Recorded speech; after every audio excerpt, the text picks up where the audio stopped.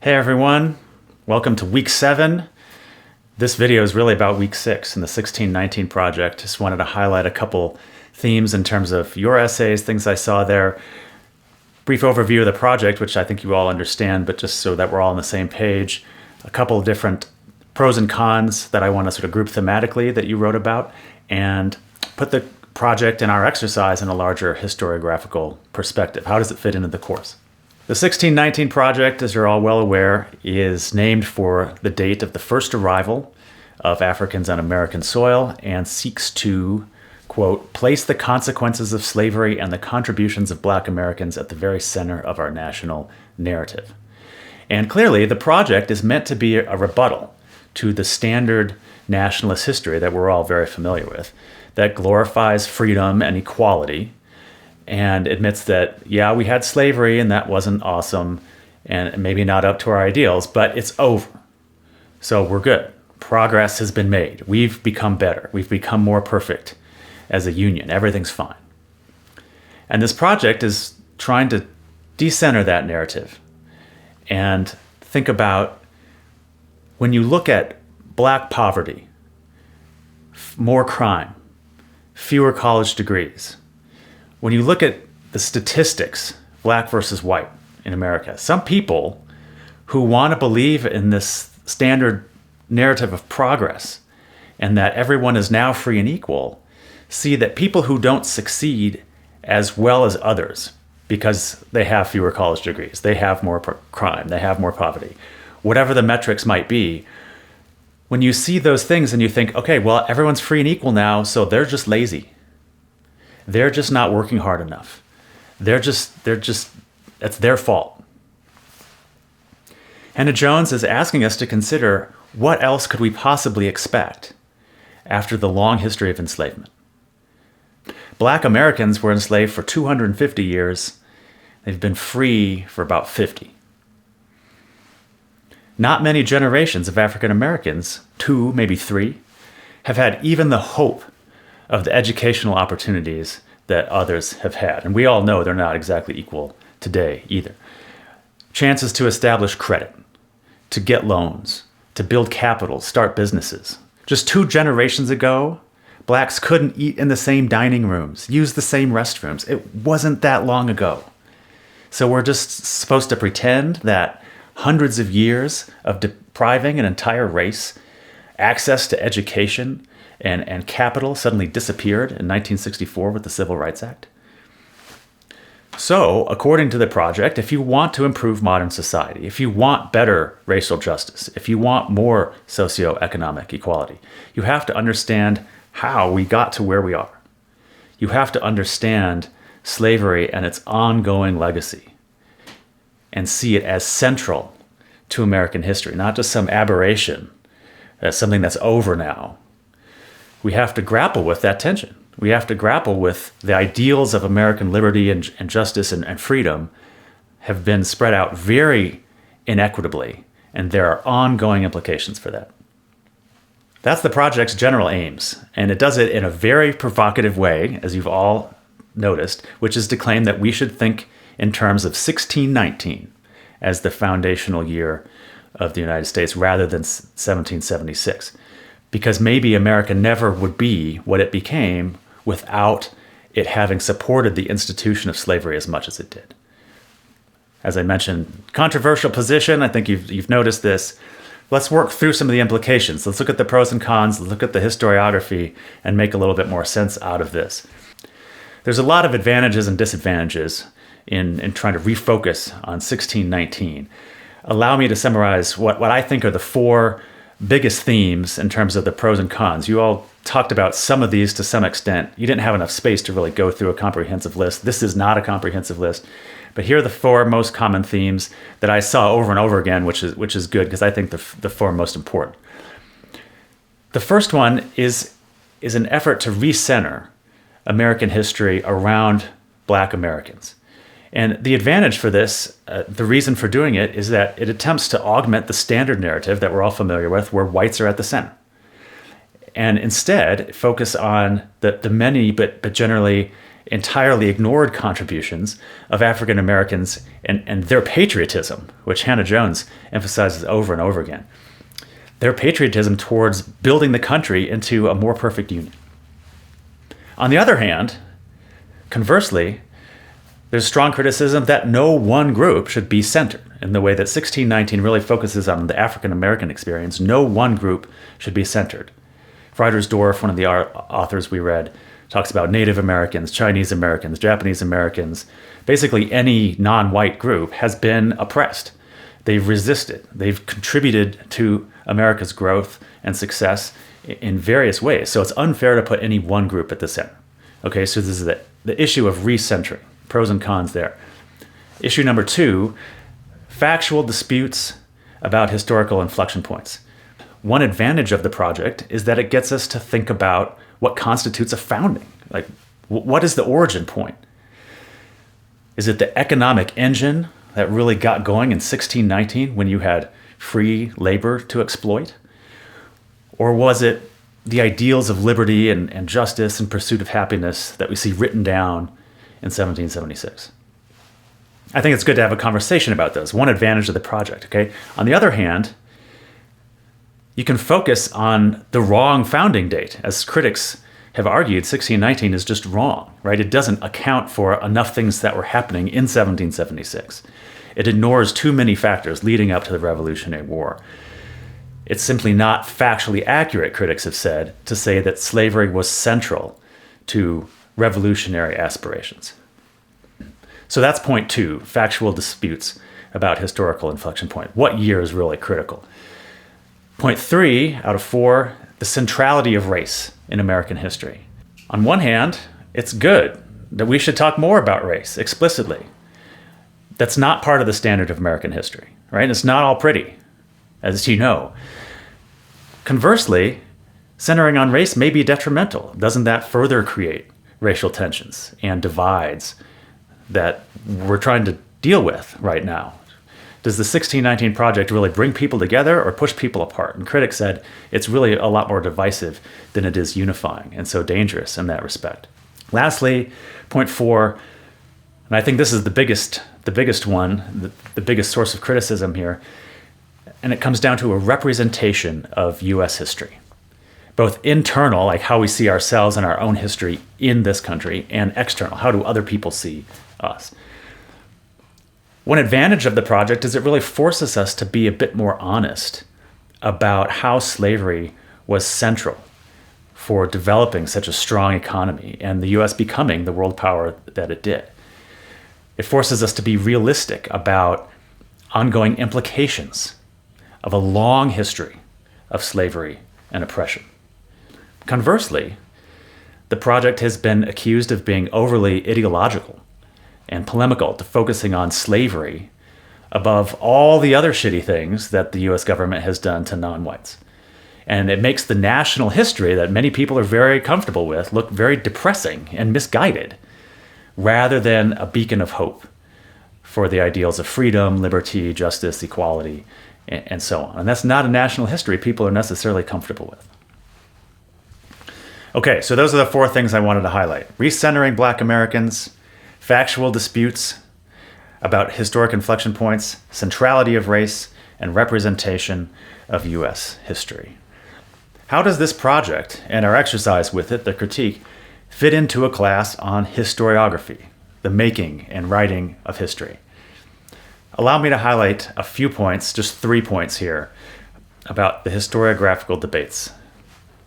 The first one, and by far the most important, I think, is much of the debate about the project is really about historical objectivity, which we've been reading about recently.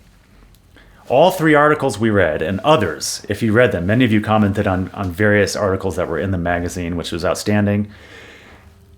No matter who you read, everybody, certainly the 3 that were assigned for last week, everyone has different ideas about what historical objectivity is. In particular, whether it's possible, how much you can get, how objective can you really be, and how do you get to it? Everybody has different perspectives, and this leads to very different kinds of contributions to the projects, and it leads to very different kinds of criticism. But this notion of what is historical objectivity and how close can we get to it, looms very large in the debates about this project. One of the critics, who you read about in the Adam Seward article, says that the 1619 project is not history, it's polemic, born in the imaginations of those whose primary target is capitalism itself and who hope to tarnish capitalism by associating it with slavery. Okay, for one, does Hannah Jones in her introduction ever talk about capitalism? Like, it's really not the point. That's just not what the project is about. There are some essays about that, but that is really not central to the project. Okay, so that's just one point I want to make. The second point, though, is more important from a historiographical point of view. Isn't all history ideological and polemic to some extent? Have we seen one example in Popkin or Mazza so far in our broad historiographical purview, survey, same thing? Have we seen one example of history that isn't polemic or ideological? I think this criticism that, forget the capitalist stuff because I think that's absurd, but the criticism that the 1619 project is too ideological is most easily countered by recognizing the fact that the reasons people want to say 1776 is the better date because it embodies the pursuit of a more perfect union and the virtues of liberty and justice and equality, freedom. Isn't that also an ideological argument? That it is better for us as a nation to focus on those things rather than the other things that we've done? It's also ideological. It is just as ideological. It might make us feel better, but we have to recognize that it's not a good argument against the project to say it's too polemical, it's too rhetorical. Everything is. One last example on this point, final quote in the Seward article, quotes another critic saying that the project is a falsification of history that wrongly centers racial rather than class conflict. In this criticism, class conflict, we've read about Marxist history in the last couple of weeks, is unarguably more important than the role of race. But how is that position any less ideological than the position that race is more important? You might disagree. Of course people disagree on which is more important, but it's not that one position is somehow more objective than the other. One of our articles goes on to note that much of American history has been written by scholars offering ideological claims in place of rigorous historical analysis. You could say this about any history. But which claims are ideological and which ones are objective is not always easy to discern. To build off of this point and to disagree with it to some extent, I think our historiographical survey has given us the insight that none of our commentators were able to do, which is that all history is on a spectrum of ideology on one side and objectivity on the other side. And the spectrum is basically infinite. Most history is somewhere in the middle. You can't have a middle of an infinite thing, I get it. But just, you know what I mean. Most history is somewhere in the middle, right? Some of it's more towards objective, some of it's more towards polemic. But there's no discerning one from the other. This is my point that I want to communicate to you. There's no discerning one from the other. It's not a binary yes or no, 0, 1 type situation. You can't discern one from the other. There's no clear litmus test. All history is both. Now you might say it's more one than the other in this case, or you might have different criteria for evaluating it. Fair enough. And frequently, I would say, how much anyone sees something as ideological versus objective is a matter of how much they agree with it. If you agree with it, you're going to say, yeah, this is objective. If this describes a history or a world that you want to live in, you want it to be objective. So of course you're going to say it mostly is. If you totally disagree with it and you think that there are some methodological or factual problems, you're going to say, oh, this is just all polemic and ideological. As I've said before about postmodernism specifically, the ideals of truth and objectivity are not fixed when it comes to history. What we've seen that constitutes true or better or more objective history is always changing. There's no absolute center. There's no objective, correct history for anyone, anywhere, ever. There are better and worse ways of doing history. There are better and worse ways of arguing. There's better and worse or more or less research that can go into a historical argument for sure. But these better and worse ways, more objective versus more ideological, depend on a shifting cultural standard. Historiographic theme number 2, nationalism, patriotism, and progress. We've also seen this many times in our readings over the last month plus. There's a lot of criticism, and some of you address this head on in your posts, that the project seeks to divide the country, right? White and black. And I don't see the sentiment in the project itself. I don't see that that is a goal, is to create division at all, personally, in my reading. There is a bit of tough love here. We need to see that there is a division. We need to recognize that, otherwise we're not going to fix it. But I don't think the goal is to further separate anybody.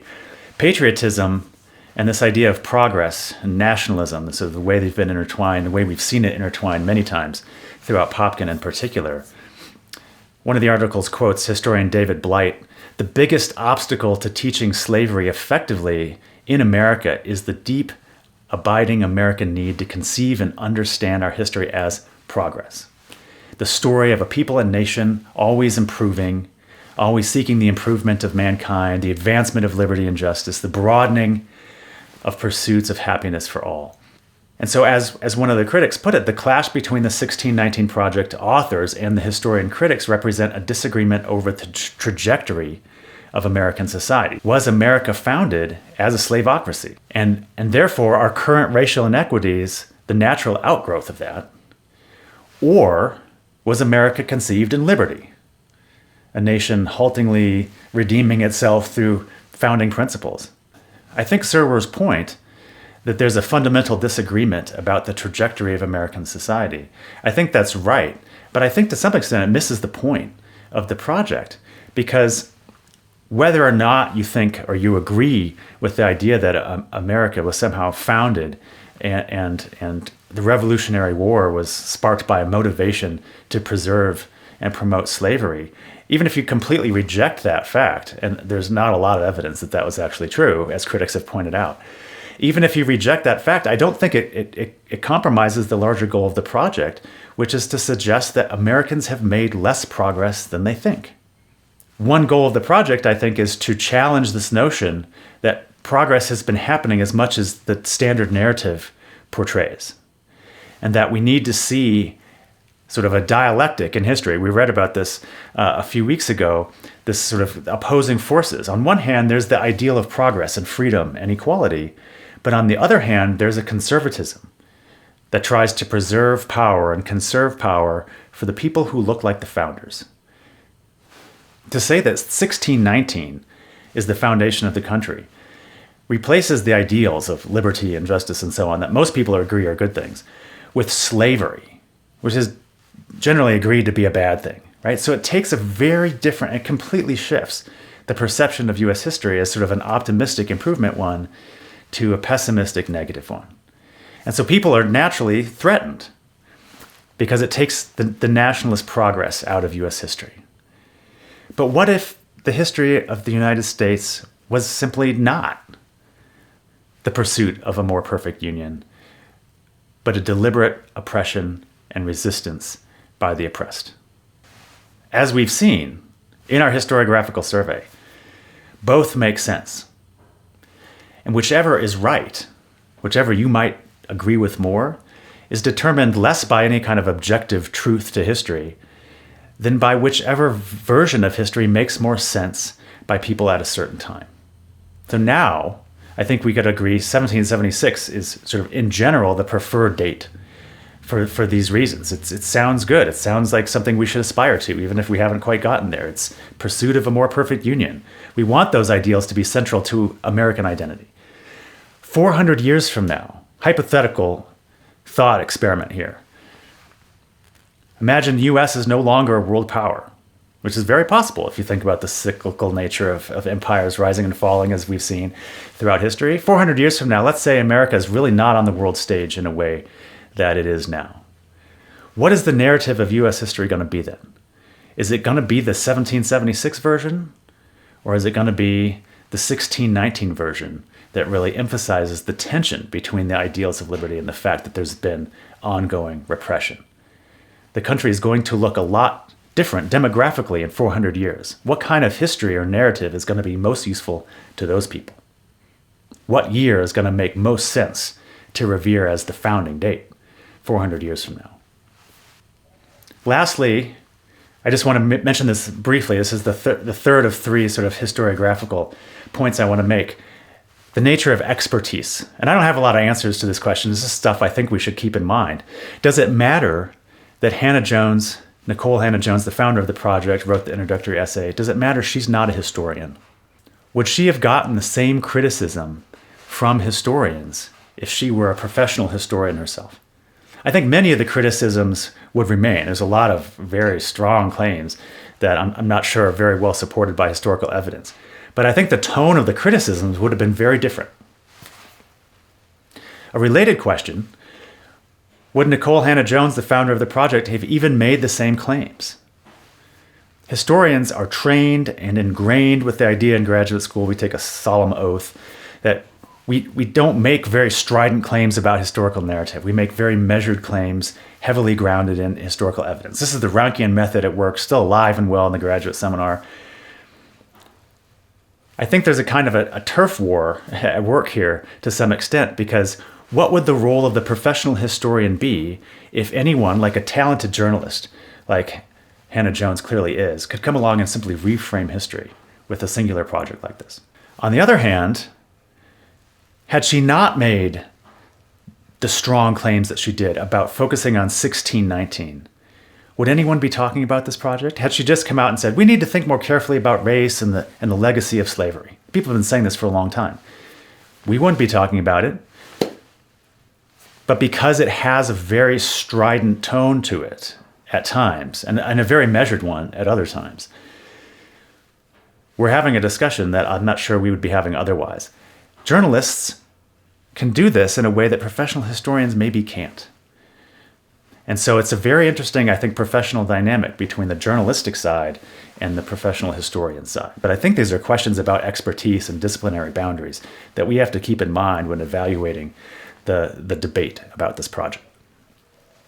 Okay, I want to address common criticisms that I saw in your posts that we read about for this week. There's three main criticisms that I think we need to think about explicitly. I kind of alluded to these already. Blacks are being unfairly centered in this project's narrative of history.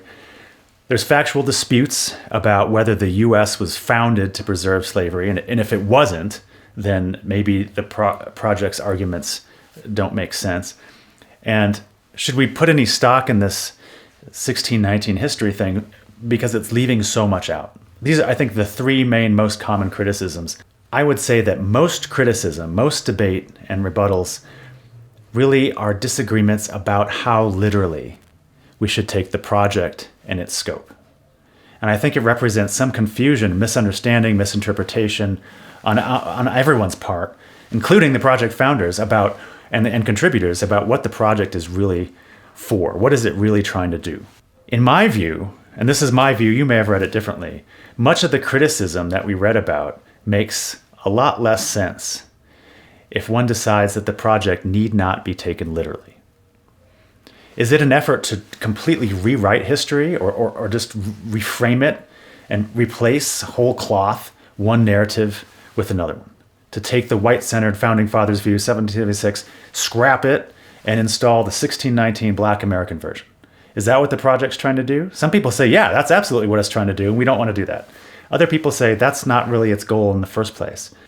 Other supporters of the project argue that it's not about the date, it's not about replacing one history with another one, but that the project really is an attempt to unmoor our national identity from the ideals of the founding and come to grips with the fact that we have, as a government, as a country, imposed systemic inequities on a lot of people for a long time.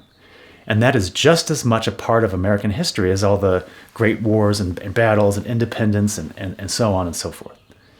So I think providing an alternative complementary view to the standard 1776 story is far more important. An alternative complementary view is the project's goal, not to simply replace that narrative with a different and unassailable view that 1619 is the founding. I think it's very telling how many critics seem to assume that there is a correct version of history and that the 1619 project is just getting it wrong. But does the project really state anywhere that you read that there is a single objective point of view that we should all agree on and that they've got it right? On the whole, I don't think it does that. On the other hand, you can find statements in various contributions to the project that say, we should think of history as X, Y, Z. We should think of 1619 as the founding date. These are strong statements. And I think it's a real flaw in the project, or at least a rhetorical failure, that so many inflammatory claims of debatable, if not disprovable, historical fact are part of the project, because I think, as I said, it kind of muddles the message a little bit. But I don't think those very strident claims undermine the project as a whole.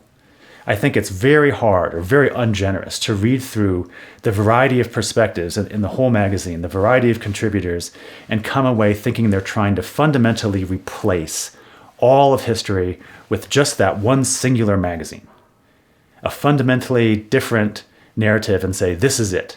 They're not trying to provide a comprehensive history of the United States in that magazine. That's not what the project aims to do, in my view. I think the project contributors could have done a much better job at framing how people could use their view, how they could use that story and appreciate their perspective without seeming to minimize the ideals the country was founded on. That is creating a lot of resistance to the project that I don't think is all that important to the project as a whole. I think that's one of the biggest failures of it, honestly. It doesn't emphasize enough how it is one of many possible histories. But I think that is the larger intent of the project, just trying to read holistically, even though there are those very strident claims that sort of push people towards disliking the project. In other words, to put it in the context of this class, the 1619 project doesn't talk explicitly enough about historiography. This is what we're all doing. Encouraging conversations about multiplicity of historical viewpoints, the nature of historical truth and objectivity, inevitable links between progress and nationalist histories. Hopefully, you're all much better equipped to do that. I hope so. By way of conclusion, how should we see American history? I think we absolutely have to appreciate and aspire to the lofty ideals of independence, freedom, justice, liberty, pursuit of happiness, equality. I think we have to appreciate and recognize that our imperfect union has disproportionately marginalized some groups and their role in making the country into the world power that it became, and that contribution to these suppressed, marginalized groups was enormous, and that the implications of that subjugation and oppression over a long period of time, even though it's technically over now, continues and has ongoing consequences in various ways. I don't often give my opinions in class because it's not my job to tell you what I think, but to sort of present a more objective view of history. You can see how absurd that whole statement is. And I don't want people to feel like they have to agree with me in order to do well in the class, because that certainly is not the case. But I'm going to make an exception here and tell you what I think about the project. Do I support the project? And I've already outlined what I think its larger aims are. Do I support it? 100%. I think it is absolutely essential in understanding American history to think about 1619 as the founding date. Do I think we should change our textbooks and sort of really focus on 1619 to the exclusion of 1776? No, I don't really agree with that. And here's why. I would argue that there is always a significant distortion in picking any singular date, whether it's 1619, 1776, whatever, and saying this is the date, this is when we were founded. Like, to me, that doesn't make any sense. There's always going to be a group that's unfairly centered. There's always going to be a narrative that gets put in the foreground there. From an economic development point of view, 1619 is the best date, right? You wouldn't have the economic development of the United States without enslaved people doing free labor, right? You just wouldn't. From a perspective of subjugation and extermination, particularly of Native Americans and general settler colonial exploits, 1492 is the date. From a political independence standpoint, 1776. From a fundamental rights standpoint, the Bill of Rights, 1791. Maybe we can't talk about rights and equality until 1964, Civil Rights Act. Whatever you decide is correct is about what story you want to emphasize. And when you think about it that way, you can see there's no correct story. I like the lofty ideals. Okay? Personally, that's me. But hey, look at me. Too male, too pale, too stale. I get it. But if you're going to say that 1776 is the best date because it embodies those national ideals that we're all so familiar with, the standard American history that we're all familiar with that gets taught in textbooks and so on needs to have the African American experience much more central to the story. It can't be this sort of thing that's kind of happening on the side, kind of in the background. We need to see the end of slavery and the Civil Rights Act not just as a triumphalist step to progress, as they're often portrayed. We need to see them as correctives for long-standing and atrocious behavior that has ongoing implications. We can't sugarcoat it. And that's what I see the project is really trying to do, along with an unfortunately strong emphasis on picking a new date.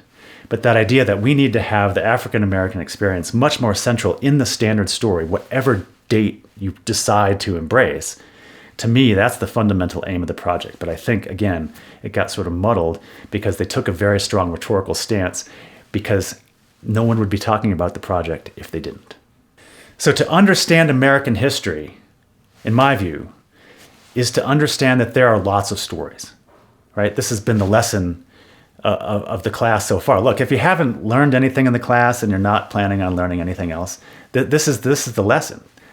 There's lots of stories about any nation, about any group of people, any community, any region, any thematic topic. There's lots of stories, and history is how they all intertwine. I wish I had longer fingers so I could do like a braided tree root kind of thing. There are American histories, and interpretations and narratives. Some are more uplifting and hopeful. Some are gruesome and depressing.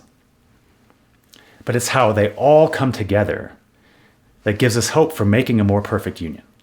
If our nation is supposed to be a melting pot, which it obviously kind of is and kind of isn't, shouldn't our historical narrative be one too? One parting question, you'll see this on your quiz, so I hope you'll think about it ahead of time. Can a nation survive if its history doesn't evolve? We've seen a lot of claims in debates about this project that the 1619 project isn't history. It's not the right history. It's not correct.